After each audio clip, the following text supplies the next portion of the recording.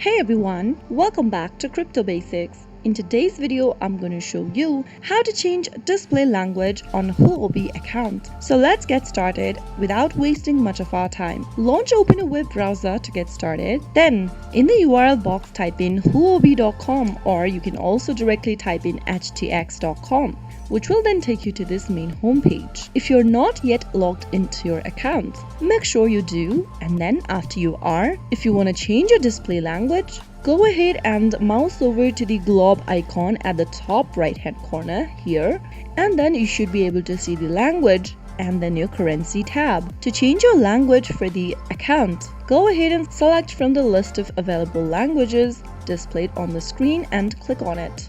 Soon after you do that, you'll be able to see your display language change to the selected language. You can get back to any other language anytime by simply going to this globe icon at the top right and select from the list of the available languages, and you will be done. Similarly, you can also change the currency for your wallet.